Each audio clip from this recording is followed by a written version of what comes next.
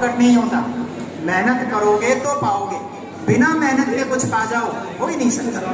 जी तोड़ मेहनत करनी पड़ती है, लगातार मेहनत करनी पड़ती है, हार्डवर्क करना पड़ता है। आज के इस कॉम्पिटिटिव वर्ल्ड में तो बहुत ही ज्यादा करना पड़ता है। आज के 25 साल पहले, 30 साल पहले लोग कहते हैं कि तब मेहनत कम करते थे, ऐसा नहीं है। कंपटीशन आज बड़ा हो ऐसा नहीं है, तब भी कंपटीशन होता था, लेकिन तब जितने लोग होते थे उसी के हिसाब से सीट्स होती थी कॉलेजेस में। आज जितनी सीट्स हैं उसी हिसाब से बहुत बच्चे भी बढ़ गए। सबसे बड़ी बात यह है कि आज जागरूकता इतनी ज़्यादा है कि स्टूडेंट 6वीं 7वीं 8वीं 9वीं से ही अपने लक्ष्यों के प्रति सचेत हो जाता है और आगे बढ़ने के लिए कोई ना कोई तैयारी करना शुरू कर देता है। तभी से दिशा निर्देश बना लेता है कि मुझे डॉक्टर बनना है या मुझे इंजीनियर बनना है, और उसी तरफ आगे बढ़ने लग जाता है। ये कंपटीशन को बढ़ाता है, पर वास्तव में याद रखो, आपका किसी से कंपटीशन नहीं है। आपका कंपटीशन केवल और केवल आपसे। You are not going to compete with anybody. आपको जो सीट मिलेगी किसी भी कॉलेज में वो एक ही होगी। आप 2 सीट पर दावा नहीं ठोक सकते, और न ही आपको 2 सीट कभी मिल सकती।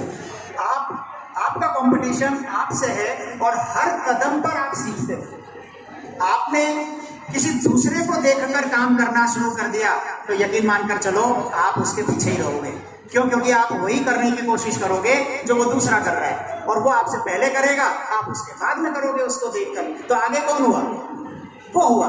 आपको कंपटीशन करना है तो सिर्फ खुद से करना है, और खुद से कंपटीशन तब होता है जब आप अपना आकलन करें, खुद को पहचानें कि मेरी क्या कमजोरी है और मेरी क्या कामयाबी, मेरी क्या काबिलियत है। जो कमजोरी है उस कमजोरी को दूर करने का जब आप प्रयास करने लगेंगे, हर दिन कुछ ना कुछ उसमें ऐड करेंगे, तो आप निरंतर आगे बढ़ते चले जाएंगे। हमारे यहाँ जो टेस्ट होते हैं ना, उन टेस्ट का एनालिसिस रिपोर्ट हम बच्चों को प्रोवाइड करते हैं कि आपने जो काम किया, आपने अगर मान लीजिए ये एक 100 क्वेश्चन का एक क्वेश्चन पेपर दिया, तो इसमें कौन कौन से क्वेश्चन में क्या क्या गलतियां करी, ये गलतियां हम अपनी तरफ से बताते हैं, और साथ साथ बच्चों से भी बोलते हैं कि आप खुद भी अपना एनालिसिस करो, ताकि कम से कम वो गलती जो आज हो गई वो जिंदगी में दोबारा नहीं हो। दोबारा हो तो कोई नई गलती हो, और आज वाली गलती को तो कंट्रोल कर लिया, नई गलती होगी उसको भी कंट्रोल कर लेंगे, और धीरे धीरे अपनी गलतियों पर काबू पाते जाएंगे, तो आप खुद से एक्सेल करते जाएंगे और कामयाबी की तरफ बढ़ते जाएंगे। यही है स्मार्ट हार्डवर्क। इसके लिए जरूरी है लगातार प्रैक्टिस करना। आपने सचिन तेंदुलकर को सब जानते हैं, क्रिकेट का भगवान कहा जाता है। आज उनसे जुड़ी हुई एक कहानी है, कई बार आप लोगों ने सुन रखी होगी, वास्तविकता है, वो बता रहा हूँ आपको।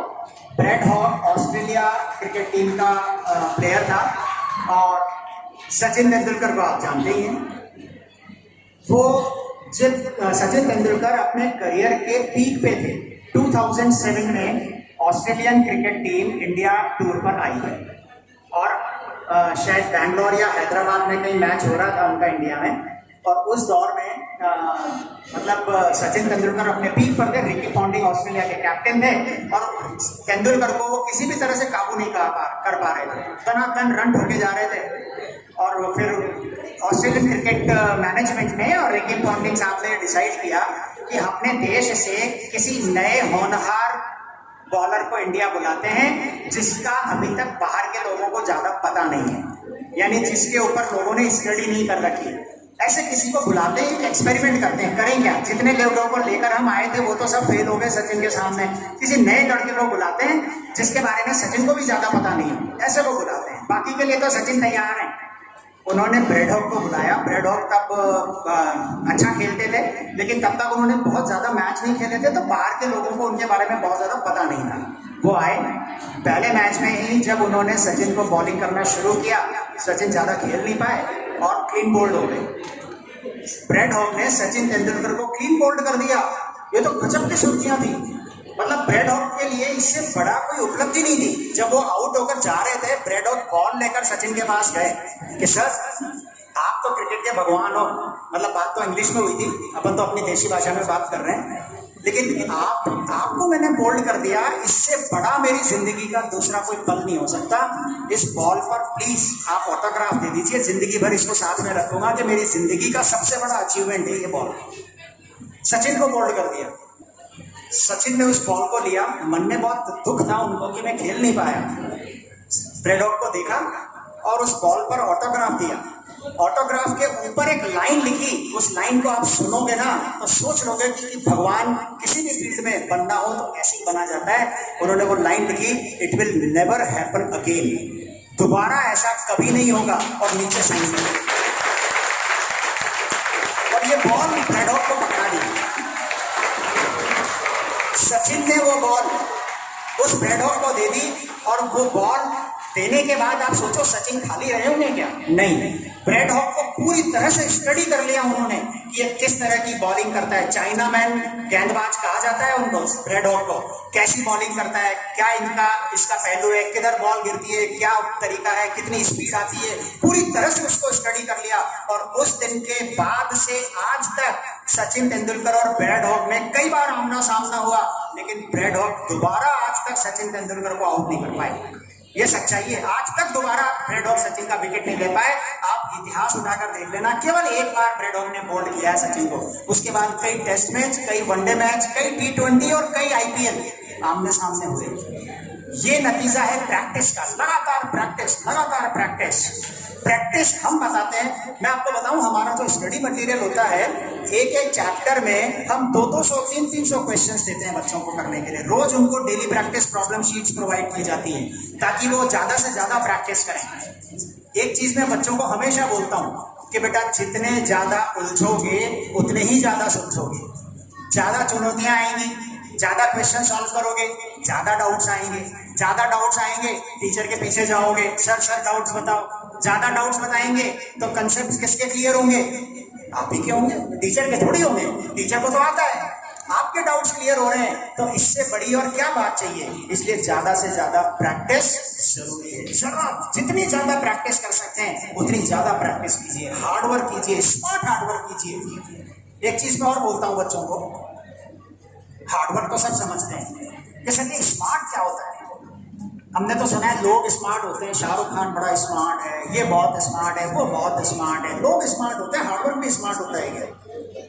हार्डवर्क करने का तरीका उसे स्मार्ट बनाता है। आपने सुना होगा ना, गधा भी बहुत मेहनत करता है, पर गधे का उदाहरण कोई नहीं देता। क्यों? क्योंकि उसकी मेहनत स्मार्ट नहीं है।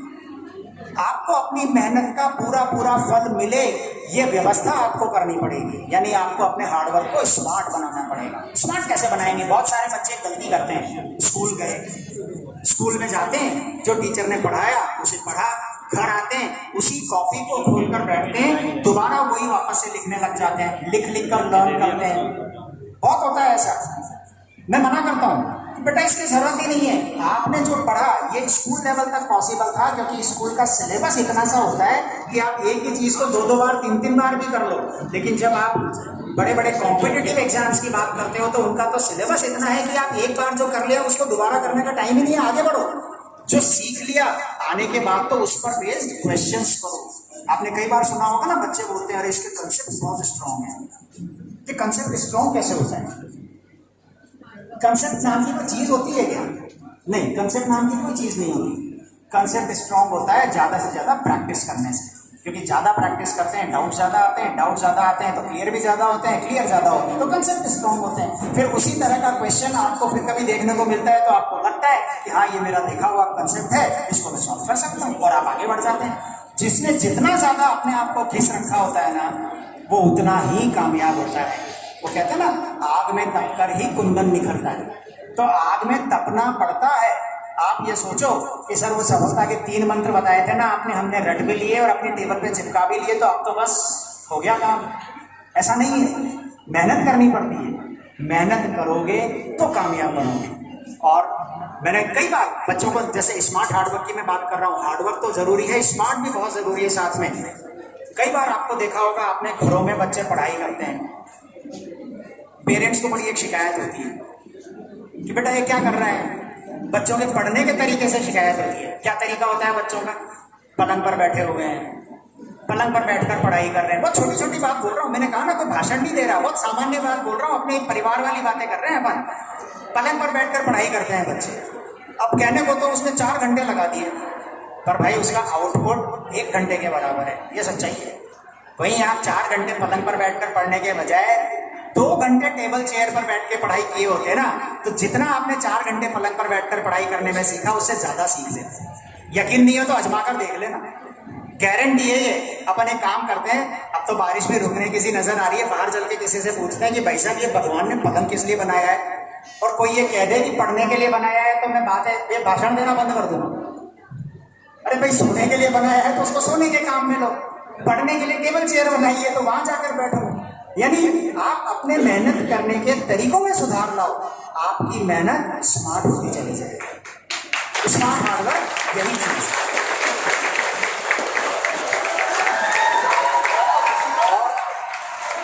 और जो तीसरा मंत्र है सफलता का, तीसरा स्टेप है जो, वो है, मेरी आवाज इसका मतलब उधर तक भी जा रही है जहां से हुटिंग की आवाज आ रही है। मजा आ गया, एक बार वापस।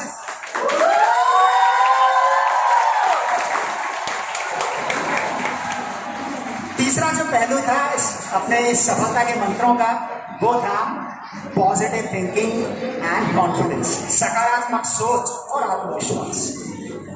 सकारात्मक सोच का इससे बढ़िया नतीजा क्या हो सकता है कि आज आप और हम यहाँ इस हॉल के नीचे बात कर रहे हैं। मैं आपको उदाहरण बताता हूँ, आपकी जिंदगी में, मेरी जिंदगी में रोज ऐसी बातें होती हैं, अगर हमारा सोच सकारात्मक है ना, तो जो हम करना चाहते हैं वो हो जाता है, और जो नकारात्मक सोच होता है तो होता हुआ काम बिगड़ जाता है। बाहर बारिश आ रही थी, एक बार के लिए तो सबको लगा होगा कि अब क्या होगा, प्रोग्राम यही तो खत्म नहीं करते, लेकिन हमने भी सोच रखा था कि नहीं, आप लोगों से बातचीत करनी है, और आपने भी सोच रखा था कि मुझे सुनना है, तो इस हॉल के नीचे सब लोग आकर बैठ गए, बीच में 15-20 मिनट, आधा घंटे का समय जरूर लगा। ये सकारात्मक सोच। मैं ट्रेन से रवाना हुआ, ट्रेन जो सुबह कोटा से यहाँ चलकर 8 बजे पहुंच जाती है, 4 घंटे लेट थी। 10, साढ़े 10, 11 बजे मुझे यहाँ पहुंचना था। एक बार के लिए तो मैंने हमारे जो कोऑर्डिनेटर है विक्रम जी, इनको फोन करके बोला कि भाई अब तो लग रहा है, मुश्किल लग रहा है, तुम लोगों को ही वहां पर मैनेज करना पड़ेगा, लड्डा साहब को बोलना। इन्होंने भी बोला हाँ सर ठीक है, अब जितनी बजे भी आप आते हो देखते हैं तब की क्या स्थिति रहती है, अगर हो पाया तो आप मिल लेना, नहीं हो पाया तो कोई बात नहीं। उस पल तो ऐसा लगा कि शायद ये प्रोग्राम अब मैं अटेंड नहीं कर पाऊंगा, लेकिन जैसे ही इनसे बात करने के बाद मैंने फिर से सोचा, मैंने कहा नहीं, मैं यहाँ आया किस लिए हूँ, आप लोगों से मिलने, तो मिलूंगा, रास्ता ढूंढते हैं। मैंने दिमाग लगाया कि क्या मैं बीच में उतरकर बाई रोड जा सकता हूँ। मैंने पता किया तो उसमें भी उतना ही टाइम लग रहा था। मैंने कहा नहीं है संभव। फिर मैंने कहा कोई बात नहीं, 8 बजे ट्रेन आ जाती, 8:30 तक मैं होटल पहुंच जाता, 11:15 तक आपके पास आ जाता, यानी कि 2.5-3 घंटे में मैं क्या करता, नहाता धोता, तैयार होता, ब्रेकफास्ट करता, थोड़ा रेस्ट करता। मैंने कहा कोई बात नहीं, एक दिन रेस्ट नहीं करेंगे क्या फर्क पड़ रहा है, एक दिन ब्रेकफास्ट नहीं करेंगे, प्रोग्राम के बाद सीधा लंच कर लेंगे, क्या फर्क पड़ रहा है, एक दिन नहाएंगे धोएंगे नहीं, क्या फर्क पड़ रहा है, अरे इस प्रोग्राम के बाद नहा लूंगा जाकर। मैं ट्रेन में तैयार हो गया और सीधा ट्रेन से यहाँ। ये नतीजा है सकारात्मक सोच। मैंने सोच लिया था कि आपसे मिलना है, ये मेरा मेन काम है, तो बिना मिले बिना बातचीत करे तो मैं यहाँ से नहीं जाऊंगा, और ये हुआ। अगर आप सोच लोगे तो आप सोच कर तो देखो कि आपने जो सोच लिया वो हुआ है या नहीं। बचपन से लेकर आज तक आप ऐसे बहुत से उदाहरण ढूंढ लोगे कि जो काम आपने सोचा वो कर डाला, और जिस काम को करने में खुद से सवाल कर रहे हो कि अरे नहीं ये कैसे होगा, ये तो नहीं हो सकता, यकीन मानकर चलो वो काम नहीं हुआ होगा। भाई ये कहा जाता है कि भगवान दूसरा कदम उठाने का मौका भी उसी को देता है जो पहला कदम उठाता है। बहुत गहरी बात बोल रहा हूं लेकिन बहुत सिंपल है। आप कुछ करने के लिए पहली स्टेप आगे बढ़ाते हो ना, तभी तो दूसरी स्टेप आगे बढ़ाओगे। अरे जब पहली स्टेप ही नहीं बढ़ाई तो दूसरी कैसे बढ़ाओगे? सीधी सी बात है, पहली स्टेप बढ़ाओगे, चैलेंजेस आएंगे तो आप उनका रास्ता निकालोगे। अच्छा हाँ, ऐसा करने की कोशिश करते हैं, आपको लगा इसमें कुछ गड़बड़ है, आप देखोगे भाई इसका रास्ता बदल के ऐसे करते हैं। बाहर बारिश हो रही है, बाहर नहीं हो सकता, कोई बात नहीं, रास्ता ढूंढते हैं, ऊपर के हॉल में करते हैं, यहाँ के हॉल में करते हैं, दिमाग लगाइए, कोई ना कोई हल मिलता ही है। सोच हमेशा सकारात्मक होनी चाहिए। आज मैं देखता हूँ छोटे छोटे बच्चे हैं, इतने तनाव में रहते हैं, और तनाव के नाम पर पता नहीं क्या क्या हो जाता है। मुझे तो बहुत दिल दुखता है, आप भी देखते होंगे, न्यूज़पेपर्स में पढ़ते होंगे। लेकिन मैं बोलता हूँ जिंदगी में इतने सारे रास्ते आपके सामने खुले हुए हैं, और हम छोटे छोटे तनाव डालकर जी रहे होते हैं। हम मतलब इतनी चीजें हैं लाइफ में आगे बढ़ने के लिए। सोच हमेशा सकारात्मक होनी चाहिए। रात को जब आप क्वेश्चन सॉल्व करते हो, मैं हमेशा एक बात बोलता हूँ बच्चों को कि क्वेश्चन सॉल्व करते करते अगर डाउट्स आ रहे हैं, क्वेश्चन नहीं हो रहे, 10 सवाल करें, एक भी नहीं हो रहा, तो अब आपके सामने 2 रास्ते हैं। एक तो ये कि अरे नहीं यार कहाँ फंस गया मैं, ये आईआईटी की कोचिंग, आईआईटी की तैयारी मेरे से नहीं होगी, 10-10 क्वेश्चन सॉल्व कर रहा हूँ, एक भी नहीं हो रहा। खाना पीना भी लेस का खाना पड़ता है, कुछ अच्छे से ठीक से बन नहीं रहा, परिवार वालों से दूर अलग रह रहा हूँ, छोड़ो काम फंस गया, चलो वापस चलते हैं, लाइट बंद करो, चादर ओढ़ो, सो जाओ। और दूसरा रास्ता ये है कि आप 10 क्वेश्चन नहीं हो रहे, कोई बात नहीं, बहुत अच्छी बात है, अभी कल एग्जाम होगी, अभी तो एग्जाम में बहुत टाइम है, ये तो आज ही पता चल गया कि ये 10 क्वेश्चन मेरे को नहीं आते, कल मैं सर से मिलूंगा, उनसे पूछूंगा, उनसे फिर दोबारा सीखूंगा, ये सकारात्मक सोच है। तो आप आगे बढ़ोगे, आप रास्ता ढूंढोगे, लेकिन जरूरी है इन सब चीजों के लिए आपका सोच सकारात्मक होना। बच्चे आजकल छोटी छोटी चीजों पर अपना मन परेशान कर लेते हैं कि अरे बहुत मेहनत करके नंबर पाने की कोशिश करी, नंबर कम आए, कोई बात नहीं। आपको मैं उदाहरण देता हूँ, मैंने लाइफ में ऐसे ऐसे उदाहरण देखे हैं। आईआईटी दुनिया का सबसे टफ एग्जाम माना जाता है, जेईई एडवांस। जो मैथ्स के बच्चे हैं उन्होंने सुना होगा, या जो मैथ्स लेना चाहते हैं वो जानते होंगे, या और भी टीचर्स हैं मेरे साथ वो समझते हैं इस बात। जेईई एडवांस को बहुत टफ माना जाता है, हर साल उदाहरण देखने को आते हैं। जेईई एडवांस में 40% नंबर अगर किसी बच्चे के आ जाते हैं तो वो 5000 के आसपास रैंक ले आता है। 60% नंबर अगर किसी बच्चे के आ जाते हैं तो उस बच्चे का 1000 के अंदर रैंक आ जाती है। पिछले साल का उदाहरण देता हूँ, 2022 का जेईई एडवांस का पेपर हिस्टोरिकली टफेस्ट था। आज तक के इतिहास में इससे टफ पेपर नहीं था जेईई एडवांस का। बच्चे क्वेश्चन सॉल्व कर रहे थे एग्जामिनेशन हॉल में और उनसे बन ही नहीं रहे थे, उनकी हालत खराब हो जा रही थी।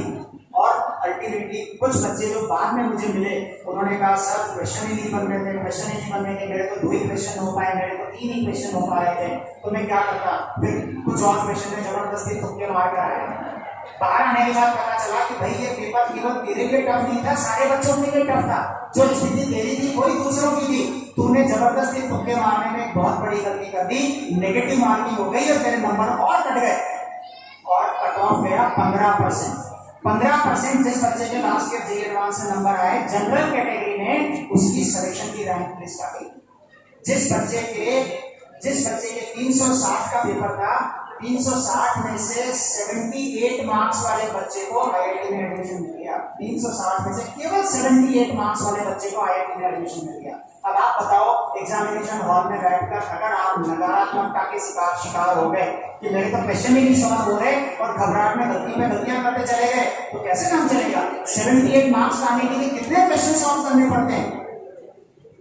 आप सोचकर देखिए, 20 क्वेश्चन का फिजिक्स केमिस्ट्री मैथ्स में 60 क्वेश्चन का एक पेपर और 60 क्वेश्चन का दूसरा पेपर, 120 क्वेश्चन का पेपर था।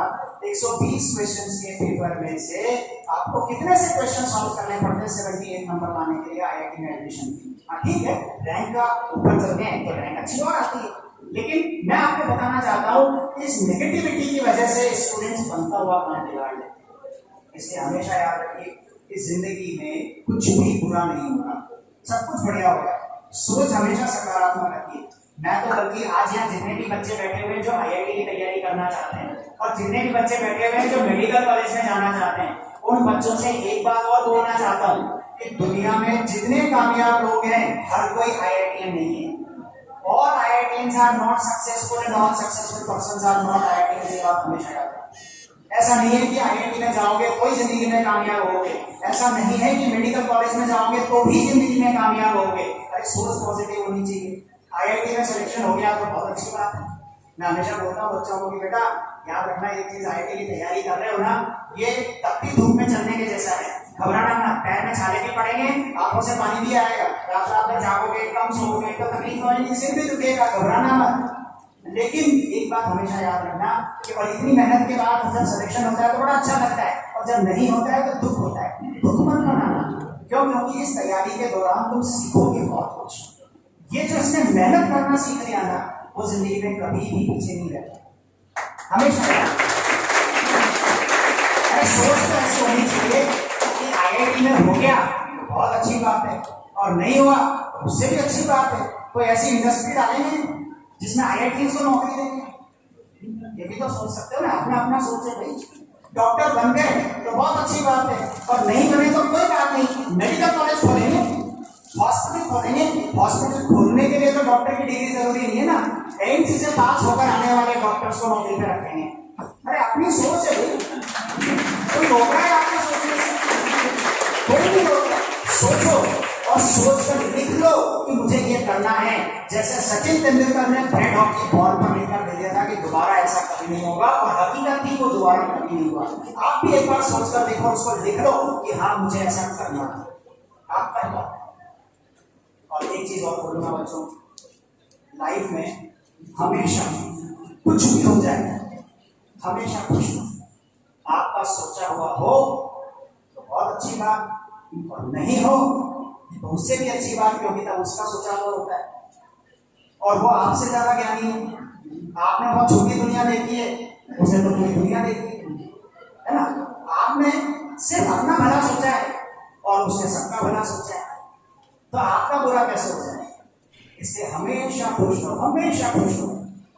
बच्चे बोलते हैं कि सर सक्सेस मिलेगी तो खुश हो जाएंगे। मैं बोलता हूँ बेटा, success is not the key to happiness, happiness is the key to success. खुश रहोगे तो कामयाब होगे। बच्चे बोलते हैं सर कामयाबी मिल जाएगी तो खुश हो जाएंगे। अरे मैं तो उल्टा बोलता हूँ, खुश रहना शुरू करो, कामयाब अपने आप होने लग जाओगे। क्योंकि आप अच्छा सोचोगे तो सोच पॉजिटिव रहेगी, सोच पॉजिटिव रहेगी तो आपको रास्ते नजर आएंगे कि हाँ ऐसा नहीं तो ऐसा करते हैं, ऐसा नहीं तो ऐसा करते हैं, आप आगे बढ़ते चले जाओ। तो खुश रहना बहुत जरूरी है। और एक चीज और याद रखो, बहुत सारे सवाल मैंने आपसे पूछे कि कौन क्या करता है, कौन क्या करना चाहता है। शुरुआत में मैंने सवाल से की थी, एक सवाल और कंक्लूड करने से पहले पूछना चाहता हूँ कि बेटा जिंदगी में आए हो तो जीने के लिए आए हो या जीतने के लिए आए हो? जीने के लिए आए हो या जीतने के लिए आए हो? जल्दी से सोच के बताओ। अरे जीता तो सिकंदर भी था। आप बताओ जीने के लिए आए हो कि जीतने के लिए आए हो? जीने के लिए आए हो। खुश होकर जिंदगी जियो और अपना उद्देश्य अपने सामने रखो। आप सोच सकारात्मक रखो, कॉन्फिडेंस रखो, और इन तीन चीजों को अपनी दैनिक दिनचर्या में अपने काम करने में ढाल दो। Number 1 right guidance, number 2 smart hard work, और number 3 positive thinking and confidence. यकीन मानकर चलो, आप जो चाहते हैं जिंदगी में वो आपको देर सवेर मिलेगा, हासिल हो गया। That's it, my dear students. बस इसी के साथ सोच बदलो, सितारे बदल जाएंगे, नजर बदलो, नजारे बदल जाएंगे। यो कश्तियां बदलने से कुछ नहीं होगा दोस्तों, दिशा बदलो, किनारे बदलो। आप सबको जिंदगी में बहुत कुछ मिले, ईश्वर आपके हर मुराद पूरी करे और आपका भविष्य बहुत उज्जवल हो। इन्हीं शुभकामनाओं और ईश्वर से प्रार्थना के साथ मैं इस नहीं करता हूँ। Thank you very much.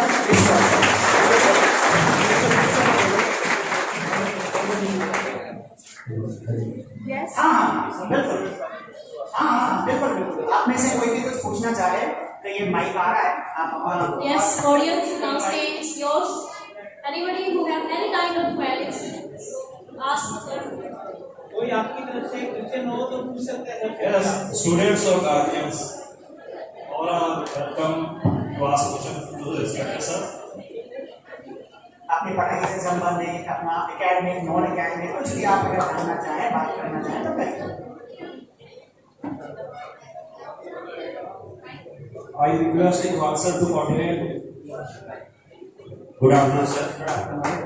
मेरा सवाल ये है आपसे कि जैसे 9th क्लास में बच्चा मेरा भी जा रहा है, तो 9th क्लास को और IIT को जैसे मैं कैरी करवाना चाह रहा हूँ, तो कैसे मैनेज कर पाएगा बच्चा दोनों फील्ड के अंदर?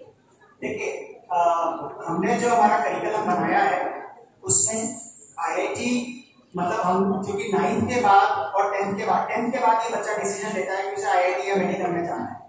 9th और 10th उसका ऑब्जेक्टिव क्लियर हो जाता है। तो जो हमने कंटेंट अपना प्लान किया है वो इस तरह से किया है कि इसकी स्कूलिंग बहुत अच्छी हो, और साथ में वो जो 11th 12th की उसकी कॉम्पिटिटिव कोचिंग की तैयारी का दौर है वो बहुत अच्छी हो। तो जो स्टडी मटेरियल और जो सीक्वेंस है वो हम उसी तरह से लेकर चलते हैं। हमारा लेक्चर प्लान इस तरह का होता है कि हम 9th का और 10th का सिलेबस जो एकेडमिक कैलेंडर है उसको बहुत जल्दी कंप्लीट करते हैं, और उसके बाद बच्चे को प्रैक्टिस करते हैं। बहुत जल्दी कंप्लीट करने में पहले उसके स्कूल का कंटेंट पूरा कर देते हैं, और जो हमारा कोचिंग का मटेरियल है उससे भी उसके आगे प्रैक्टिस करते हैं। तो उसका फाउंडेशन बहुत स्ट्रॉन्ग है। जी सर। एक सवाल मेरा ये है, जैसे मैंने सुना है कि दिल्ली एनसीआर की जो मेरिट है वो बहुत ज़्यादा कम रहती है अदरवाइज स्टेट दूसरी स्टेट की वजह जैसे बच्चा कहीं और पढ़ रहा है मान लीजिए फाउंडेशन का हिस्ट्री कर रहा हो, लेकिन जैसे दिल्ली एनसीआर में बच्चे का एडमिशन है 10th क्लास 12th में एडमिशन है उसका, तो वहाँ की मेरिट या यहाँ की मेरिट में कुछ फर्क होता है क्या? आप मतलब क्या पूछना चाहेंगे, दोबारा बोलिए। मैं ये पूछना चाह रहा हूँ कि जैसे दिल्ली एनसीआर में कोई बच्चा पढ़ रहा है 11th क्लास के अंदर और एक बच्चा पढ़ रहा है राजस्थान के अंदर आरबीसी कोर्स या सीबीएसई, तो क्या आईआईटी में दोनों तैयारी कर रहे हैं तो मेरिट में क्या फर्क आएगा दिल्ली एनसीआर के बच्चे क्या और इसका? ओके, आपका सवाल मैं समझ गया। देखिए क्या है, आईआईटी का जो सिस्टम है उसके अनुसार मेरिट में कोई फर्क नहीं आएगा, रैंक में कोई फर्क नहीं आएगा, तैयारी वही रहेगी। आईआईटी में एडमिशन की अपॉर्चुनिटीज भी वही रहेगी, लेकिन नीट की अगर बच्चा तैयारी कर रहा है तो उसमें एक फर्क पड़ता है। जो बच्चा एनसीआर से तैयारी करता है तो जो दिल्ली के मेडिकल कॉलेजेस हैं उन कॉलेजेस में 85% सीट्स उन बच्चों के लिए रिजर्व हैं जिन्होंने 12th दिल्ली से किया और बाहर के बच्चों के लिए 15% सीट्स। इसी तरह से राजस्थान के जो कॉलेजेस हैं उनमें 85% सीट्स राजस्थान के बच्चों के लिए रिजर्व हैं और 15% सीट्स ऑल इंडिया कोटे में जाती हैं। तो जो मेडिकल कॉलेज में एडमिशन की प्रणाली है उस प्रणाली में इस रिजर्वेशन की वजह से फर्क है, मेरिट में कोई फर्क नहीं आता। आईआईटी में ऐसा कोई रिजर्वेशन नहीं है, इसलिए वहां कोई फर्क नहीं। Thank you so much. पीछे भी कोई हाथ उठा रहे हैं बच्चे। Good afternoon, sir. Good afternoon. So, मैं class 12th की student हूँ, non-medical से। So, मेरा question ये है, मैं स्कूल के साथ तैयारी करूँ या विदाउट स्कूल? आप अभी 12th में हैं, 11th आपने कैसे किया था? So, मैंने ऑनलाइन क्लासेस की थी, बट उसमें इतना अच्छा नहीं। अच्छा, आप अभी चाहें तो अपना इंटीग्रेटेड रहेगा प्रोग्राम, है ना, आप इसके साथ कर सकते हैं। हमने यहाँ पर जो एक्चुअली मैं आपको एक चीज समझाना चाहता हूँ, कोटा में एक सिस्टम है डमी स्कूल का। डमी स्कूल में बच्चा स्कूल नहीं जाता और कोचिंग नहीं जाता है तो उसका सर्किल और उसी वो सब चीजें छूट जाती हैं। हम इंटीग्रेटेड प्रोग्राम को प्रमोट करते हैं, तो हमने हमारे कोटा में एक रेजिडेंशियल कैंपस है गुरुकुल के नाम से, वो हमने डेवलप किया। उसमें इंटीग्रेटेड प्रोग्राम होता है। इंटीग्रेटेड का मतलब है कि स्कूल के साथ साथ बच्चा अपनी जेईई या नीट की तैयारी करते हैं। वही प्रोग्राम हम यहाँ पर लॉन्च करते हैं। यहाँ पर बच्चे को स्कूल के लिए अलग जाना है, कोचिंग के लिए अलग जाना है, ऐसा नहीं होगा। स्कूल और कोचिंग नीट की और जेईई एक साथ चलेगी। एक्चुअली होता क्या है कि स्कूल में आपकी एकेडमिक्स के अलावा और भी कुछ चीजें होती हैं। 10th क्लास तक उनका रोल बहुत बड़ा होता है, लाइक पर्सनालिटी डेवलपमेंट में, ओवरऑल डेवलपमेंट में। केवल और केवल पढ़ाई बच्चे की ओवरऑल डेवलपमेंट में इतनी काम नहीं होगी। ओवरऑल डेवलपमेंट में पढ़ाई के साथ साथ और भी पहलू होते हैं, वो सारे पहलू स्कूल टेक केयर करता है। 11th 12th में जब आप आते हैं तो उनकी इंपॉर्टेंस थोड़ी कम हो जाती है, लेकिन जीरो नहीं। लेकिन और साथ में जो स्कूल के दूसरे सब्जेक्ट्स हैं जैसे इंग्लिश हो गया या आपका फिजिकल एजुकेशन या कंप्यूटर साइंस, जो भी आप इस सब्जेक्ट लेना चाहते हैं, तो उसके लिए आपको जितना टाइम देना है वो बहुत ज़्यादा रिक्वायर्ड नहीं होता। तो हम अभी इंटीग्रेटेड प्रोग्राम में क्या करते हैं, आपकी पढ़ाई का 80% से ज़्यादा टाइम हम अपने पीसीएम या पीसीबी को देते हैं और रिमेनिंग 10-15% टाइम हम आपका दूसरे जो सब्जेक्ट्स हैं उनको देते हैं। तो आपका बहुत आसानी से मैनेज हो जाता है। तो मैं समझता हूँ कि इंटीग्रेटेड वाला कंसेप्ट इसमें बेस्ट आपका सॉल्यूशन है।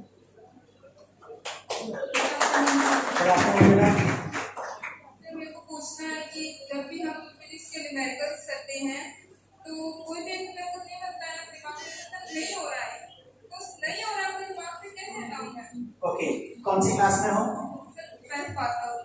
ओके, किसकी तैयारी कर रहे हो? नीट की सर। ओके, देखिए मैं आपको सबसे पहले एक बात बताऊं, नीट के जो बच्चे हैं फिजिक्स के नाम से डरते हैं।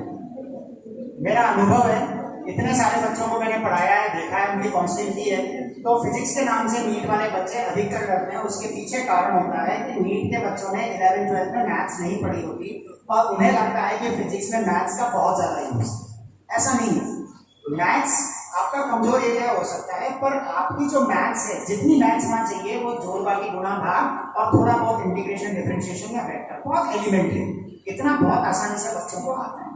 तो सबसे पहले तो आप दिमाग से इस डर को निकालो कि फिजिक्स आपका कमजोर है, ये डर निकाल दीजिए। दूसरा, अब इम्प्रूवमेंट कैसे करें? प्रॉब्लम तो वहां की वही है। डर तो तब आता है सर कि जब एकदम से क्वेश्चन सॉल्व नहीं होते, क्वेश्चन सॉल्व होने लग जाए तो डर अपने आप चला जाएगा। लेकिन मैं आपको एक चीज बताता हूँ कि अगर आपसे कोई क्वेश्चन सॉल्व नहीं हुआ तो तुरंत उस वाले प्रोफाइल के 8-10 उस पैटर्न के 8-10 सॉल्व एग्जाम्पल्स देखो, सॉल्व उदाहरण देखिए। आप कौन सा मीडियम से पढ़ाई कर रहे हो बेटा? इंग्लिश सर, इंग्लिश से? इंग्लिश। ओके, आप एक काम कीजिए, फिजिक्स में एक बुक आती है, कुमार मित्तल की बुक है, नूतन फिजिक्स पब्लिकेशन, ठीक है। यूपी बोर्ड में चलती है ये बुक, राजस्थान बोर्ड में नहीं चलती, लेकिन ये बुक बहुत पॉपुलर है और ये मिल जाएगी। इसमें सॉल्व एग्जाम्पल्स बहुत है, ठीक है, और जो एक्सप्लेनेशन है कंसेप्ट का वो इस तरह से है कि बच्चों को इजीली ग्रैस्प हो सकता है। तो आप उस पैटर्न के, उस कंसेप्ट के सॉल्व एग्जाम्पल देखिए, 8-10 क्वेश्चन सॉल्व देखिए और फिर उनको सामने रखकर अपना वही क्वेश्चन दोबारा बनाइए जो आपसे नहीं बना, और फिर उसके कुछ और क्वेश्चन कीजिए, होने लग जाए। और सर सेकंड क्वेश्चन था कि लैक ऑफ फोकस बिल्कुल नहीं होता है, जस्ट आधा घंटा पढ़ा, घंटा पढ़ा, बस उसके बाद में लगता है बस छोड़ो, बस नींद आ रही है। ओके, तो क्या करते हैं आप मुझे बताओ। आधा घंटा मैंने आपसे बोल दिया, आधा घंटे के बाद ही कर दो ब्रेक, आधा घंटा ही पढ़ो, फिर क्या करते हो? Sir mobile phone. हाँ, मैं आपके मुंह से सुनना चाहता था, मैं नहीं बोलना चाहता था, ठीक है। ये डिस्ट्रैक्शन बहुत बड़ी चीज है। डिस्ट्रैक्शन का कारण ढूंढो। किसी भी चीज से ओवरकम करना चाहते हो तो उसका कारण ढूंढो और उस कारण को खत्म करो, अपने आप प्रॉब्लम सॉल्व होगी। कारण है डिस्ट्रैक्शन। डिस्ट्रैक्शन है किस वजह से? मोबाइल फोन, सोशल मीडिया, है ना, उसमें ये Facebook, WhatsApp, Instagram, Snapchat. No sir, I am not interested in social media actually. Okay, फिर मोबाइल पे क्या करते हो? Music, yes sir. है? ओके, तो कोई बात नहीं, मैं आपको मोबाइल से दूर नहीं करना चाहता क्योंकि नई टेक्नोलॉजी है, वो भी साथ में होनी चाहिए। अभी तक तो बच्चों को ऐसा लगा होगा कि सर मोबाइल से दूर कर रहे हो, पर मैं आपको एक बात बताऊं, एक का टाइम फिक्स करो कि मैं मोबाइल यूज करूंगी, म्यूजिक भी सुनूंगी, या आपको जो करना है मोबाइल पे वो आप करिए, लेकिन सिर्फ आधा घंटा, कितनी बजे से कितनी बजे, और अपना वो फोन उठाकर अपने पेरेंट्स को पकड़ा दो। आपके पेरेंट्स बहुत खुश होंगे। आपका अभी जो पैटर्न है ना, उसमें आपके पेरेंट्स भी बार बार बोलते होंगे क्या घड़ी घड़ी फोन पर लेकर बैठ जाती है। आप उन्हें फोन पकड़ा दो, वो भी बहुत खुश कि आप फोन से दूर हो गए बच्चे, और आप उन्हें बोलते हो कि दिन में सिर्फ आधा घंटा मुझे ये फोन वापस दे देना, उनको कोई ऐतराज नहीं होगा, वो खुशी खुशी दे देंगे कि हाँ बेटा दे दो, ठीक है। Good afternoon sir. Good afternoon बेटा। मैंने अभी 12th पास आउट की है और मैं एनडीए की preparation. Okay, there is no difference. There is no difference. Actually, what you want to understand is that you want to know if I go to quota, what else I'll get. That is the point. What I think. Okay.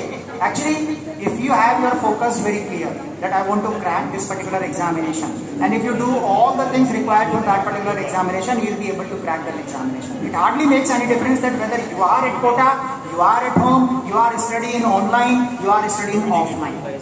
Everywhere you have distractions. If you overcome those distractions, you will be able to go through.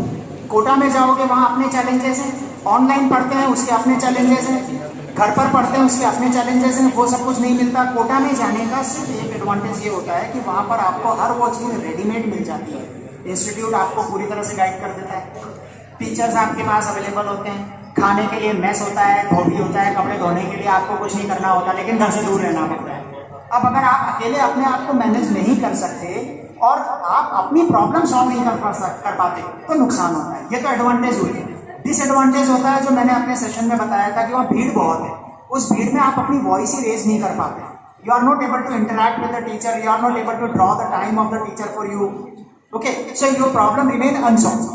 वो सबसे बड़ा trouble point है। यहाँ अगर आपको वो सब कुछ मिल जाए जो पढ़ाई के लिए वहाँ चाहिए तो फिर आपको वहाँ जाने की कोई जरूरत नहीं है। यहाँ पर आपके पास एक दूसरा सपोर्ट होता है, पॉजिटिव एनवायरनमेंट होता है अपनी फैमिली की तरफ से, एक मोटिवेटिंग एनवायरनमेंट होता है, एक सपोर्टिंग एनवायरनमेंट होता है। परिवार वाले लोग भी हमेशा यही बोलते हैं बेटा तू पढ़ाई कर, तुझे जो चाहिए हम करके दे देंगे, isn't it? So you have a support system here. So it doesn't make any difference. The only thing is जो मैंने आपको बोला था राइट गाइडेंस में वो सब चीजें मिल गई तो फिर it's well good to stay here. Okay, sir. Thank you, sir. Good afternoon sir. Good afternoon बेटा। सर मैं क्लास 12th की स्टूडेंट हूँ। हमारे जैसे जब एग्जाम्स वैसे टेस्ट होते हैं उसके अंदर मैं हर किसी सब्जेक्ट में फ्लक्चुएट होती रहती हूँ, तो क्या करना चाहिए? ओके, किस फ्रीक्वेंसी पे टेस्ट होते हैं? सर जैसे कि 1 वीक के बाद टेस्ट होते हैं। ओके, ये देख रहे हैं 5 उंगलियां बराबर हैं, बराबर हैं, 5 उंगलियां बराबर हैं, नहीं है ना? नहीं। हाँ, तो आप कैसे एक्सपेक्ट कर सकते हैं कि रोज आपका आउटकम सेम आए? है ना, हर दिन अलग होता है, सेम आपका आउटकम कभी नहीं आता, कम ज्यादा होता रहता है। दूसरी एक और चीज, फ्लक्चुएशन सब्जेक्ट वाइज भी होता है, हर सब्जेक्ट में आप हमेशा सेम परफॉर्मेंस दें ये भी जरूरी नहीं होता। आपको सिर्फ एक बात पर फोकस रखना चाहिए कि आज के टेस्ट में मैंने गलतियां क्या करी, उन गलतियों को ढूंढो। एक्चुअली मैं हमेशा बच्चों को एक बात बोलता हूं कि आपका असली टेस्ट वो नहीं है जो आप क्लास में बैठकर देते हो, असली टेस्ट शुरू होता है टेस्ट खत्म होने के बाद। ये जो टेस्ट हुआ इससे आपकी रैंक नहीं बनने वाली, ये तो आपकी लर्निंग में हेल्प कर रहा है, लेकिन इस टेस्ट का एडवांटेज ये है कि आप इस टेस्ट को खत्म होने के बाद अपने रूम पर बैठिए, उस टेस्ट का एनालिसिस कीजिए, आपने इस टेस्ट में गलतियां क्या की हैं और उन गलतियों का सॉल्यूशन ढूंढिए। आप खुद निकाल पाए तो बहुत अच्छा, नहीं तो अपने टीचर से मिलकर सॉल्यूशन निकालिए कि ये गलतियां हो रही हैं मुझसे, इस नेचर की गलतियां हुई और इन गलतियों को कवर करने के लिए अगली बार क्या करना है ताकि अगली बार ये गलतियां ना हो, परफॉर्मेंस इंप्रूवमेंट आने लग जाए। Okay sir, thank you. Good afternoon sir. Good afternoon. मैंने टाइम्स स्कूल से ही अभी 12th पास आउट किया है नॉन मेडिकल सब्जेक्ट से। ओके, मैं जेई की प्रिपरेशन करना चाहता हूँ, पर जैसे कि अभी जेई का अटेम्प्ट जनवरी में आएगा दोबारा, तो इसके साथ मन में एक डर भी है कि अगर जेई क्लियर नहीं होता है तो मुझे साथ में ग्रेजुएशन का फॉर्म भी भरना चाहिए या विदाउट ग्रेजुएशन फॉर्म के सिर्फ जेई की प्रिपरेशन करनी चाहिए? ओके, 12th तक आपने जेई के लिए कुछ काम किया था? No sir. ओके, कोई बात नहीं, आपकी तरह के बहुत सारे बच्चे होते हैं जो रिपीट करते हैं, ड्रॉप लेते हैं, अगले साल जेई लेते हैं, ठीक है। पहली बात आपने बोली कि जनवरी में जेई का अटेम्प्ट आ जाएगा और तब तक मैं पूरा नहीं कर पाया तो क्या होगा। मैं आपको एक चीज बताता हूँ, जेई का जनवरी में अटेम्प्ट जरूर आ रहा है लेकिन उसके बाद अप्रैल में भी आएगा, तो आप अपनी तैयारी पूरे कैलेंडर के अकॉर्डिंग कीजिए और जितना काम हो जाए उसके बेस पर जनवरी अटेम्प्ट अपीयर कीजिए और फिर इम्प्रूवमेंट के साथ अप्रैल अटेम्प्ट कीजिए, दोनों में जो बेटर परफॉर्मेंस आएगी वो काउंट होता है। ग्रेजुएशन का फॉर्म भी भरना चाहिए या नहीं भरना चाहिए? ग्रेजुएशन के फॉर्म को भरने के लिए मैं जरूरत नहीं समझता, क्योंकि आपको उसके लिए अपना टाइम डिवोट करना पड़ेगा, है ना। आप ये क्लियर करके चलो कि भाई मुझे फिर ग्रेजुएशन करना है या नहीं करना। अगर आप ग्रेजुएशन का फॉर्म भर दोगे तो आपको हो सकता है महीने में 2-3 बार तो कॉलेज जाना पड़ जाए, उसके एग्जाम्स आ जाएंगे, उसके प्रैक्टिकल्स होंगे, फाइल वर्क होगा, इन सब में टाइम देना पड़ेगा, तो उसकी ज़रूरत नहीं है और आपको अपॉर्चुनिटीज़ मिल जाएंगी। जेई में सिलेक्शन के बाद, जेई रिजल्ट के बाद जो NITs, IITs और IITs हैं, इसके अलावा और भी बहुत से इंस्टीट्यूट्स हैं, कुछ गवर्नमेंट के हैं, कुछ प्राइवेट भी हैं, कुछ इंस्टीट्यूट्स अच्छे हैं, तो आप उस टाइम अगर सर्च करेंगे, डेडिकेटेडली काम किया और सर्च करेंगे तो इतने सारे कॉलेजेस में अपॉर्चुनिटी मिल जाए। Thank you sir. Good afternoon sir. Good afternoon. मैं कोमल, अभी मैंने 10th के एग्जाम दिए हैं, तो अभी मैं IIT के लिए सोच रही हूँ और तो सर मैंने टाइम टेबल बनाया, अभी मैं तैयारी शुरू कर रही हूँ मेरी IIT की। तो मैंने टाइम टेबल बनाया जैसे कि 3 घंटे फिजिक्स को दूंगी, 4 घंटे मैथ्स को या फिर केमिस्ट्री को। लेकिन सर जैसे मैं स्कूल से आती हूँ तो मैं जैसे मैथ्स का मेरे को होता है मैथ्स के क्वेश्चन सोल्व करने, तो ये सारा टाइम मेरा मैथ्स में निकल जाता है, तो फिजिक्स और केमिस्ट्री में फिर रह जाता है। फिर अगले दिन केमिस्ट्री का जैसे केमिस्ट्री को सॉल्व करने, तो सारा दिन केमिस्ट्री के सॉल्व करने में निकल जाता है, फिर मैथ्स और फिजिक्स रह जाती है। तो सर टाइम टेबल बन तो रहा है लेकिन फॉलो नहीं हो रहा। बिल्कुल सही कहा आपने, ये होता है, टाइम टेबल बनता है, रोज बिगड़ता है, किसी का भी फॉलो नहीं होता। आज अगर मैं या आपके पेरेंट्स या आपके टीचर्स ये सोच लें कि मैं 3 घंटे ये काम करूंगा, 2 घंटे ये काम करूंगा, 5 घंटे ये काम करूंगा, तो कभी हो ही नहीं सकता। आज का कुछ अलग पैटर्न होगा, कल का कुछ अलग पैटर्न होगा, कल आएगा वो अपने चैलेंजेस लेकर आएगा, तो आपको अपनी प्रायोरिटीज बदलनी पड़ेंगी। आपको टाइम टेबल ऐसे नहीं बनाना चाहिए। रात को सोते वक्त जब आप सोने जा रहे हैं 11 बजे 12 बजे जितने भी बजे सोते हैं, सोने से पहले 10 मिनट का टाइम निकालो, एक लेटर पैड रखो अपने पास, अपने टेबल पर या डायरी रखो और उस पर अपने काम लिखो कि कल मुझे क्या क्या करना है। कल मुझे केमिस्ट्री का होमवर्क करना है, मैथ्स का करना है, फिजिक्स का करना है, स्कूल का ये काम करना है, या XYZ। आपको फ्रेंड की बर्थडे में जाना है, वो भी लिख लो, क्योंकि वो भी तो टाइम लेगा ना। पेरेंट्स के साथ मूवी देखने जाना है, वो भी लिख लो, 3 घंटे जाएंगे। जितने काम कल करने हैं सब लिख लो, ऊपर से नीचे तक काम लिखने के बाद फिर प्रायोरिटी डिसाइड करो कि सबसे पहले कौन सा काम करना है। स्कूल से आने के बाद सबसे पहले ये काम करना है, ये केमिस्ट्री का होमवर्क 2 दिन से पेंडिंग पड़ा हुआ है और परसों लास्ट डेट है, तो कल तो ये निपटाना पड़ेगा। ये नंबर 1 प्रायोरिटी हो गई, ये नंबर 2 प्रायोरिटी है, ये नंबर 3 प्रायोरिटी है। प्रायोरिटी डिसाइड कर दो, और जब आप कल आए काम करने बैठे तो उस प्रायोरिटी के अकॉर्डिंग काम करना शुरू कर दीजिए। आप सेटिस्फाइड भी रहेंगे, और जो टॉप प्रायोरिटी के वर्क होंगे वो हो जाएंगे, और जो पीछे की प्रायोरिटी के वर्क होंगे वो छूट जाएंगे। फ्रेंड के यहाँ बर्थडे में जाना है, और अगर वो 5वीं प्रायोरिटी पर आता है और वो छूट गया तो ठीक है, उसको फोन पर विश कर देना। बर्थडे तो ऐसा नहीं है कि नहीं मना पाएगा, संडे को सेलिब्रेट कर लेंगे जाकर। मूवी देखने जाना है, कल नहीं हो पाया, अगले वीकेंड पर चले जाएंगे, है ना। प्रायोरिटी के अकॉर्डिंग काम करिए तो टाइम टेबल सेट होगा, एग्जीक्यूट भी होगा। वरना इस तरह से आप रोज टाइम टेबल बनाएंगे, रोज बिगड़ेगा और रात को फ्रस्ट्रेशन देगा कि जो मैंने सोचा था वो हुआ नहीं। और इस पैटर्न में आपको सेटिस्फेक्शन मिलेगा कि जो मेरी प्रायोरिटी थी उसमें टॉप प्रायोरिटी के काम हो गए, और पीछे वाले छूटे तो कोई बात नहीं, इनके लिए मेरे पास मार्जिन है, इनको अगले दिन की प्रायोरिटी में डाल दो कि अब कब करना है। अपने आप नई प्रायोरिटी बनती जाएगी और इनका प्लेसमेंट आ जाएगा। Thank you. Thank you so much sir. Thank you Thank you so much, sir. School में CP सेट स्कॉलरशिप एग्जाम 23 अप्रैल 2023 को आयोजित किया गया, जिसमें हनुमानगढ़ के व अन्य सभी जिलों के विद्यार्थियों ने भाग लिया और बड़ी ही उत्साह से भाग लिया। जिन विद्यार्थियों ने इस परीक्षा में भाग लिया उन सबको बहुत बहुत बधाई। जिन्होंने अपने भविष्य को सुधारने के लिए एक विषय विशेष का चयन किया, उसी के अंतर्गत कुछ विद्यार्थियों ने फर्स्ट, सेकंड, थर्ड रैंक प्राप्त किए, जिनमें थर्ड रैंक रिजल्ट डिक्लेयर करने के लिए मैं CM सर, SM सर से निवेदन करूंगी कि वो रिजल्ट डिक्लेयर करें। Sir please. आगे मत जाना है।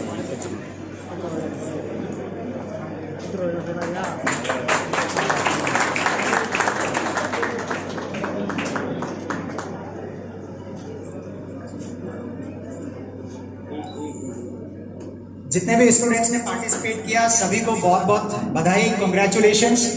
और ये जो रैंक है, इस रैंक पर मत जाइएगा। 1 2 3 4 5 6 जो जिस पोजीशन पर है बढ़िया है, और आप आगे अच्छा करें इस उम्मीद के साथ लर्निंग लेते हुए आगे चलिएगा। लेकिन एक परिपाटी है 1 2 3 बोलने की, तो मैं उनके नाम बोल रहा हूँ। क्लास 8 में 3rd रैंक पर है drone Pratap Singh, congratulations.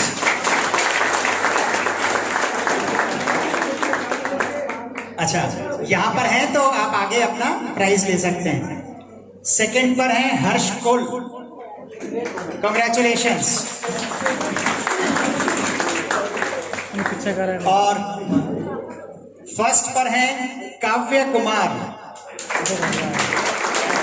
Congratulations. मैं आपको एक बात बताता हूँ बच्चों, ये जो एग्जाम्स होते हैं ना, ये सिलेक्शन के नहीं बल्कि रिजेक्शन के होते हैं।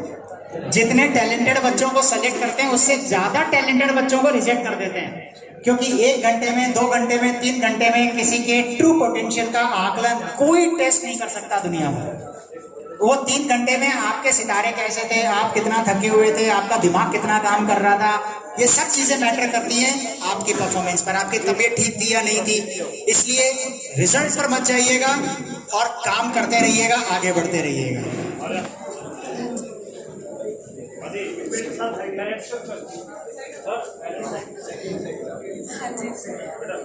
बच्चों के साथ मंच पे आए कृपया। क्लास 9 से फर्स्ट है 8th क्लास में काव्य कुमार गुरजीत सिंह, काव्य Kumar Gurjeet Singh, Gurtej Singh.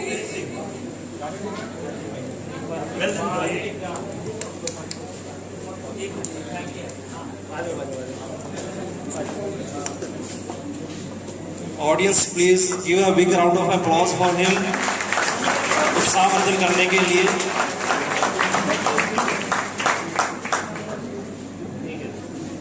Class 3rd rank प्राप्त किया है नवनीत कौर सुरभजन सिंह, नवनीत कौर कुमार सुरभजन। सेकंड है अक्षरा अनिल कुमार। प्लीज अगर गार्जियन आए हैं तो वो आए मंच पर।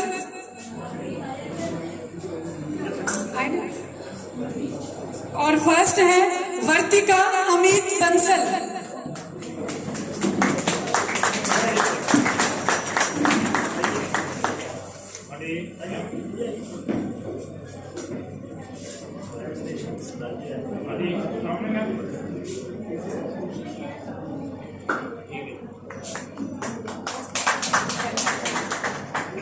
क्लास 10 से 3rd रैंक प्राप्त किया है Chetan Gupta Manish Gupta. Chetan Gupta daughter of Manish Gupta, son of Manish Gupta. Please stage पर आए। सेकंड रैंक प्राप्त किया है 10th क्लास में नियति, daughter of Sanjay.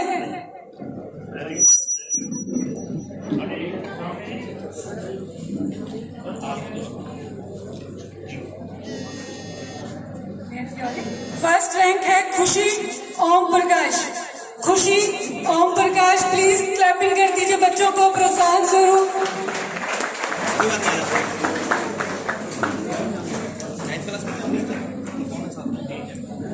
11th class non medical खुशी खुशी।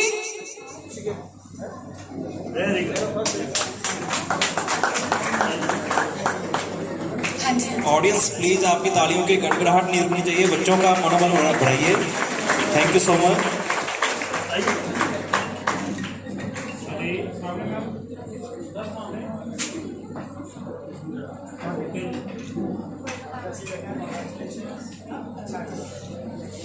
इलेवेंथ क्लास नॉन मेडिकल में 3rd रैंक प्राप्त किया है यश राजकुमार।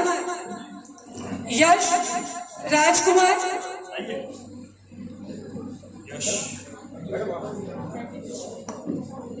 सेकंड रैंक है Bhavesh Sharma, son of Shyamlal. Bhavesh Sharma, son of Shyamlal. और फर्स्ट रैंक प्राप्त किया है Dinesh Kumar, son of Rajendra Kumar.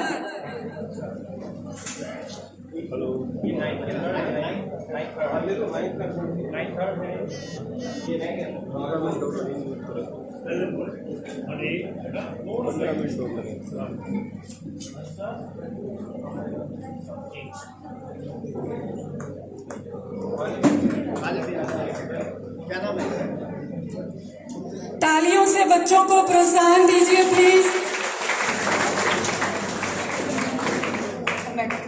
11th class medical में 3rd रैंक प्राप्त किया है Akashdeep Gurjeet Singh. Akashdeep, son of Gurjeet Singh.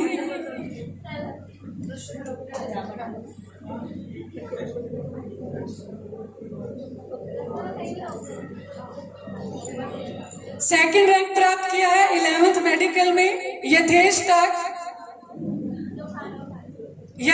Torque Ganga Vaishnav.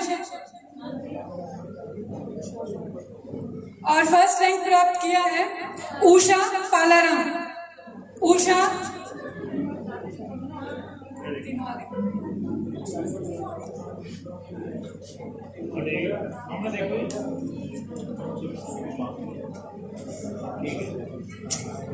Twelfth class non medical में 3rd रैंक प्राप्त किया है Prakasha, daughter of Sushant.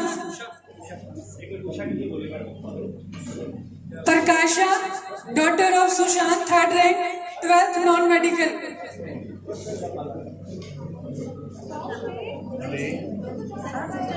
Second rank Saman, son of Ram. Saman, son of Ram, 12th class non medical. First rank प्राप्त किया है Kunal son of Ajay. 12th non medical में Kunal son of Ajay.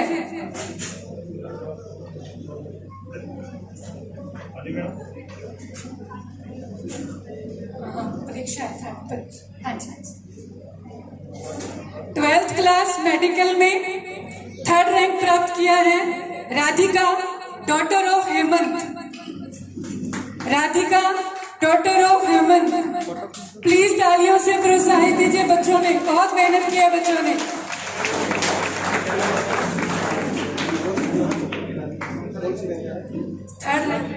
Third Radhika Hemant.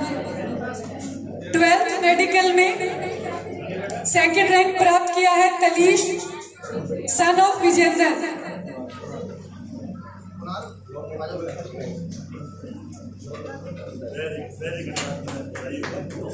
तलीश Vijendra.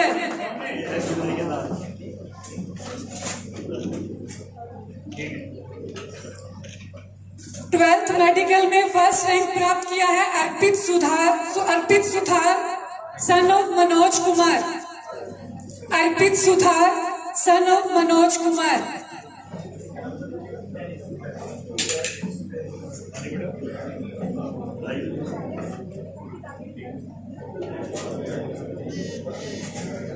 Twelfth medical में 1st rank प्राप्त किया Arpit Suthar son of Manoj Kumar.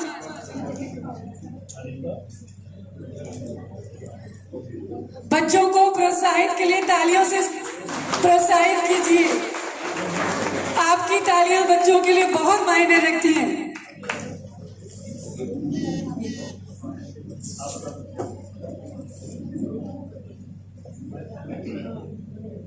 Thank you ma'am. CP scholarship exam का जो result आज हमने दिया है उसमें 70 बच्चों को हम सम्मानित करने वाले थे, परंतु समय अभाव के कारण हम सिर्फ 3 बच्चों को सम्मानित कर रहे हैं। बाकी बच्चों को कल सम्मानित किया जाएगा। इन 3 बच्चों को हम पहले जो 2 रैंक आए हैं उनको जो रजिस्ट्रेशन फीस रहेगी जिस भी क्लास की, उसके अलावा जो ट्यूशन फीस और मैनेजमेंट फीस है वो दोनों फ्री करने जा रहे हैं। सिर्फ और सिर्फ रजिस्ट्रेशन फीस प्लस जो इनका बैग या किट की फीस है वो चार्ज की जाएगी। बाकी जो मैनेजमेंट की फीस है और जो ट्यूशन फीस है पहले 2 बच्चों को वो बिल्कुल फ्री रहेगी और 3 से 10 तक जहाँ रैंक आया है बच्चों का वो उनसे 50% चार्ज की जाएगी। सर से रिक्वेस्ट करके जो ये कोटा में फीस चल रही है आजकल 1,40,000 रुपये 12वीं क्लास की बात कर रहा हूँ, वो हमने इन एनुअल डिस्काउंट दिया है, मुफ्त का डिस्काउंट दिया है। सिर्फ 70,000 रुपये फीस से शुरू करने जा रहे हैं हम। 70,000 रुपये में से 60,000 रुपये फीस जो बच्चे फर्स्ट रैंक पर आए हैं उनको बिल्कुल माफ रहेगी। सभी गार्जियन से अनुरोध है अपनी अपनी जो रैंक की लिस्ट है, जो मार्कशीट है, प्लस जो अदर गिफ्ट है इन बच्चों के लिए वो हम कल दे पाएंगे। आज समय का कुछ अभाव है, आप हमें क्षमा करें और मैं बार बार आपको धन्यवाद देता हूँ। इस विषम परिस्थितियों में भी आप कंधा से कंधा लगाकर हमारे साथ रहे। 2 बातें मैं संस्था के बारे में आपको बताना चाहूंगा। सिंस 1999 में हमने 500 स्क्वायर फीट के एक छोटे से कंप्यूटर टाइम्स कंप्यूटर सेंटर की नींव रखी थी। आज वो संस्था 4 BEd college, pharmacy college, nursing college, CBSE school, 2 skill development centre और पूरे जिले गंगानगर और मानगढ़ जिले का यूनिक 300 कंप्यूटर की ऑनलाइन एग्जाम हमारे यहाँ है, जिसमें हम IIT JEE के पिछले 2 साल से एडवांस और मेंस दोनों एग्जाम हम लगातार करवा रहे हैं। नीट पीजी के ऑनलाइन एग्जाम, CUET के exam, UGC net, IBPS, railway, cooperative सब एग्जाम पूरी सफलता सफलता के साथ हमने यहाँ करवाई है। और आज तक का हमारा रिकॉर्ड है, which we have committed we have delivered. जो हमने वायदे किए हैं वो हम पूरे करते हैं। और सिर्फ 2 मिनट की बात है, सिर्फ 2 मिनट की। ये छोटा सा दीपक हमने जलाया है। मैं आप सबसे आह्वान करता हूँ, इस दीपक को एक मिसाल बनाने में आप मेरा सहयोग करें। मैं आपको पूरा आश्वासन देता हूँ, जो आज मेसवी सर ने हम पर विश्वास किया है, हनुमानगढ़ की पता नहीं कितनी संस्थाएं जो हमसे बहुत बड़ी है इस काम के लिए लाइन में लगी हुई थी, उन्होंने हमारे लिए बहुत ही गर्व की बात है कि टाइम्स पब्लिक स्कूल को इस काम के लिए चुना और हमें आप सबके साथ रूबरू होने का मौका दिया। मैं पूरा विश्वास दिलाता हूं आप सबको, जो कोटा का सिस्टम है, जो कोटा की फैकल्टी है, जो कोटा का टेस्ट का सिस्टम है, वो हम 100% यहाँ लागू करेंगे। हम आज तक गंगानगर और हनुमानगढ़ जिले में ये बहुत ही दुर्भाग्य की बात है, कोई भी संस्था ओलंपियाड, NTSC और KVY एग्जाम में बच्चों को क्रैक कराने की नहीं सोच सकी। मैं आपको पूरा आश्वासन दे रहा हूँ, जो pre foundation course Career Point लागू करेगा, उसमें 8वीं क्लास से हम बच्चों की साइंस और मैथ ऐसी नींव तैयार कर देंगे कि बच्चा 3 साल में 8वीं, 9वीं और 10वीं पास करने के बाद वो ओलंपियाड की तैयारी क्रैक करे या नहीं करे, that is a different matter, परंतु वो उसके एलिजिबल वो पेपर देने के लिए हम उसको जरूर तैयार कर देंगे। हमें आपका सहयोग चाहिए। मैं फिर आपको दोहराता हूँ, कामयाबी उन्हीं को मिलती है जिनके सपनों में जान होती है। पंखों से कुछ नहीं होता, हौसलों से उड़ान होती है, हौसलों से। Thank you very much. एक और बात आपसे, जो हमारे एल्यूमिनीज हैं, जो हमारे पूर्व स्टूडेंट्स हैं, जो हनुमानगढ़ टाइम्स पब्लिक स्कूल में पढ़कर आज अच्छी नौकरी कर रहे हैं, अच्छी जगह पर अपनी सेवाएं दे रहे हैं, उनका मैं तहे दिल से आभार प्रकट करता हूँ। उन्होंने अपना समय दिया और मैं उनको स्टेज पर बुलाना चाहूंगा ताकि हमारे मेसवी सर उनको सम्मानित कर सके। सर ने पहले बताया था, जो आप सोच लोगे बन जाओगे, ये गारंटीड है। आज ही आप लिख लीजिए, मैंने अपने जीवन में डॉक्टर बनने का सोचा था।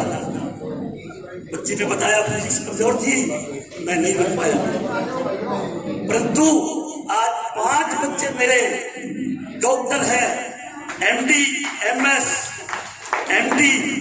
MS और गवर्नमेंट में सेवाएं। 3 बच्चे सेवाएं दे रहे हैं और 2 बच्चे अभी स्टडी कर रहे हैं। एक बच्चा IITM करके USA के अंदर अमेजन में अपनी सेवाएं दे रहा है। ये कोटा में जब मैं बच्चों को छोड़ने जाता था, मेरे से ट्रेन नहीं पकड़ी जाती थी, ये हाल था उस समय। ये सेवाएं, ये सुविधाएं हनुमानगढ़ या आसपास में कहीं भी नहीं थी, परंतु आज मेसवी सर के सहयोग से हम ये सेवाएं हनुमानगढ़ में देने जा रहे हैं। आपको बड़ी शहर के जो दुष्परिणाम होते हैं, हम उससे आप सबको मैं वायदा दिलाता हूँ। Safe, secured, highly qualified Kota की फैकल्टी और कोटा का जो प्रूवन सिस्टम है, जो जिससे बच्चा इस सिस्टम को क्रैक करता है, वो हम 100% ध्यान देंगे। Thank you, thank you, thank you sir. Elementary students के अंदर सर ने जैसे बताया, सिर्फ 5 मिनट का समय लेंगे, ज्यादा समय नहीं लेंगे, सिर्फ 5 मिनट का। प्लीज ऑल से रिक्वेस्ट है, प्लीज अपनी सीट पे हो। 1993 में कोटा में हमारा सिस्टम, हमारा करियर पॉइंट शुरू हुआ था और तब से लेकर अभी तक हमारा जो 30 साल का एक्सपीरियंस है और आज जिसके तहत कोटा शिक्षा की काशी के नाम से जाना जाता है और पूरे देश से बच्चे वहाँ पढ़ने आते हैं, जेईई और नीट की तैयारी करने के लिए आते हैं। हमारा प्रयास है कि बच्चे जब अपने घरों को छोड़कर आते हैं तो उनके ऊपर आर्थिक बोझ भी पड़ता है और परिवार से दूर रहने का एक मानसिक तनाव भी होता है। तो इन सब चीज़ों को ख़त्म करते हुए वही कोटा कोचिंग का जो सिस्टम है और वो जो गुणवत्ता वाली शिक्षा है वो बच्चों को उनके शहर में उनके घरों पर रहते हुए मिल सके, इसी उद्देश्य के साथ हमने हनुमानगढ़ में हमारा ये सेंटर शुरू किया है, ताकि हनुमानगढ़ और यहाँ के आसपास के बच्चों को कोटा आने की आवश्यकता न हो और वो यहीं पर अपना जेईई और नीट की तैयारी बहुत अच्छे तरीके से करके अपने सपनों को साकार कर सकें। क्या पूरा फॉर्मेट वही रहेगा कोटा में? बिल्कुल, जो कोटा का कोचिंग सिस्टम है एग्जैक्टली वही रहेगा, वही एकेडमिक प्लानिंग होगी, वहीं से कोटा से फैकल्टीज़ भेजे जाएंगे और वही सिस्टम से हम यहाँ पर काम करेंगे। उसी पद्धति और वही सिस्टम जो हमने बनाया है, वो जो रिजल्ट ओरिएंटेड अप्रोच के साथ हम कोटा में काम करते आ रहे हैं पिछले 30 सालों से, वही सिस्टम हम यहाँ पर इम्प्लीमेंट कर रहे हैं। कैरियर पॉइंट कोटा व टाइम्स पब्लिक स्कूल हनुमानगढ़ ने 23 अप्रैल को जो CP सेट एग्ज़ाम स्कॉलरशिप के लिए लिया था, उस एग्ज़ाम का रिजल्ट आज Shri SM Maheshwari sir, director Career Point Kota के द्वारा घोषित किया गया। मेरिट में आने वाले 3 बच्चों को सम्मानित किया गया। वह जो हमारे पुराने एलुमनी थे उनकी भी उपस्थिति दर्ज की गई और आज मौसम की विषम परिस्थितियों को देखते हुए जो जनता ने महेश्वरी सर को जो सुना वह देखने लायक था। जो इनका मोटिवेशनल गुरु जो ये पिछले 30 साल से कोटा कोचिंग के फाउंडर मेंबर है, उनके द्वारा जो बातें बच्चों को अपने भविष्य को लेकर बातचीत की गई वो देखने वाली थी। धन्यवाद।